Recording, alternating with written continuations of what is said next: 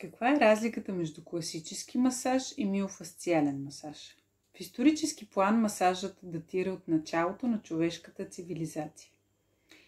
Едни от първите данни за прилагането му могат да се намерят в папируси от Египет 5000 години преди Христа.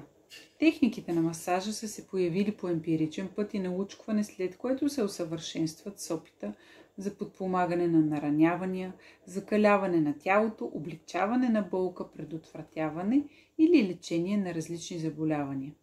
Когато ви говоря за корените на проблемите, е важно да се обмисли дали масажът може да се справи с първопричините за болката и дискомфорта или просто предлага временно облегчение.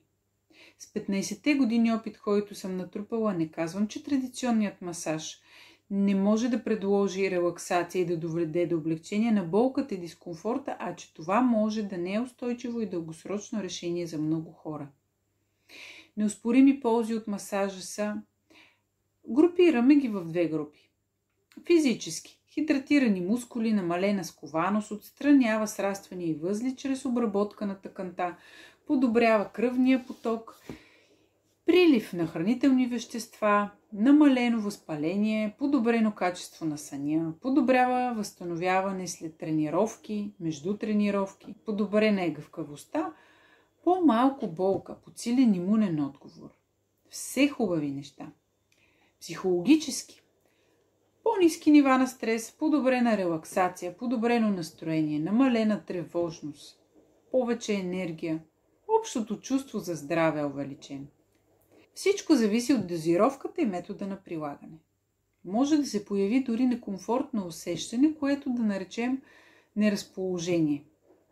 По време на масаж, когато се работи върху мускулите и тъканите, може да увеличим кръвообращението и да подпомогнем освобождаването на натрупани метаболити, отпадъчни продукти от тъканите, които влизат в кръвния ток.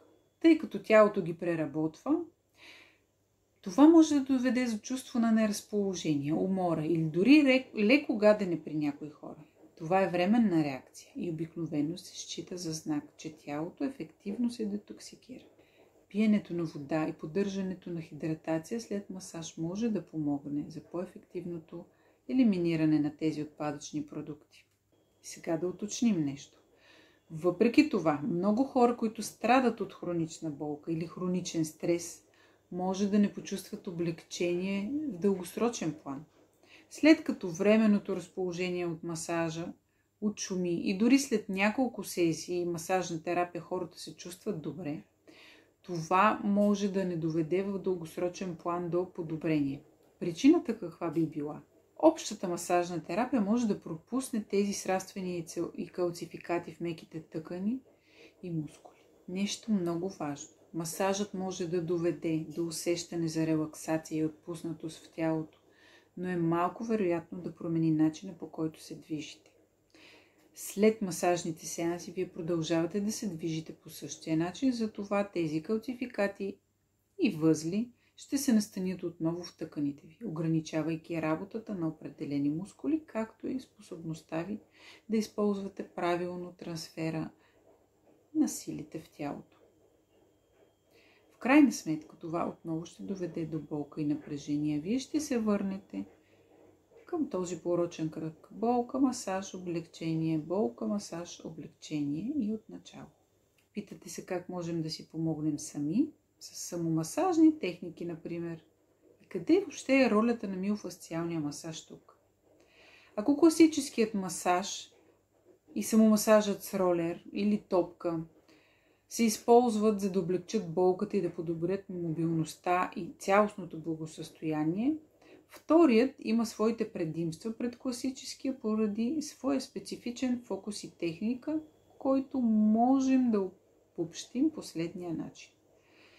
Той може да се прави от дома. Практика, която хората могат да изпълняват с помощта на топки с различна твърдост или размер, с ролер и други средства. Това дава възможност на хората да разполагат с времето си и активно да работят върху своите проблеми.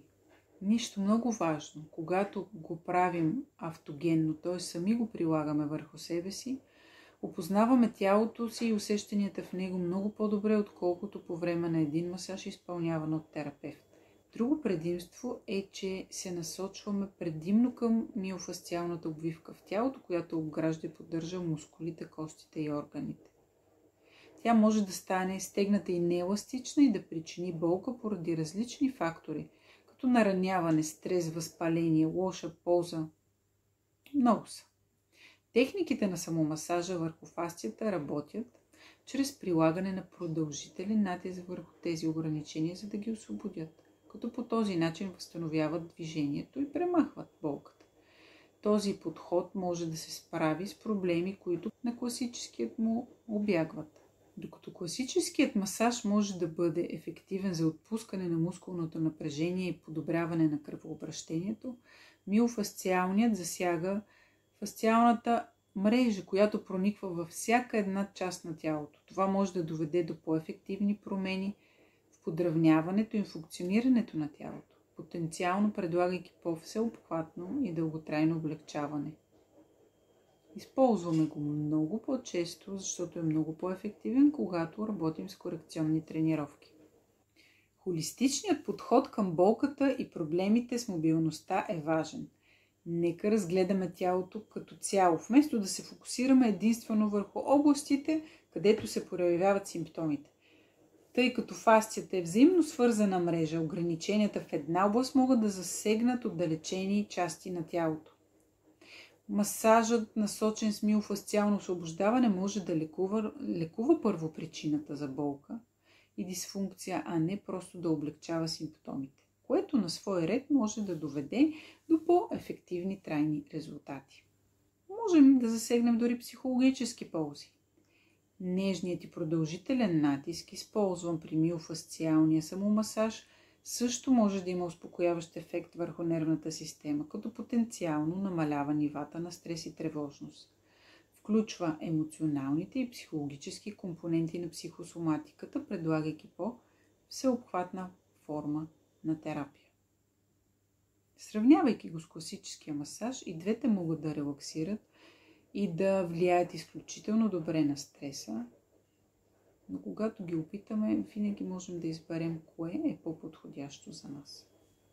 В крайна сметка, нека обобщим, че движението диктува правилата. В повечето случаи как и къде някой развива възли в тъканите си зависи от това как се движи. Асиметрии, свръхкомпенсации, неизлекувани наранявания и други дисфункции в движението могат да доведат до развитие на калциеви отлагания и възли в тялото, които допълнително да ограничават обхвата на движение. Причините могат да бъдат различни, разбира се. Разбирането на биомеханичните фактори зад мускулното напрежение може да хвърли светлина върху това, защо масажната терапия изолирана може да не предложи цялостно решение на мускулно-скелетните проблеми. Какъв е проблемът с позата? Хроничните недостатъци могат да доведат до неравномерно разпределение на стреса върху мускулните тъкани. Масажната терапия може временно да облегчи напрежението в тези претоварени мускули, но без да адресира и коригира постуларните навици, облегчението може да е краткотрайно и цикълът на напрежение и дискомфорт ще продължи. Обръщането към позата изисква многостранен подход.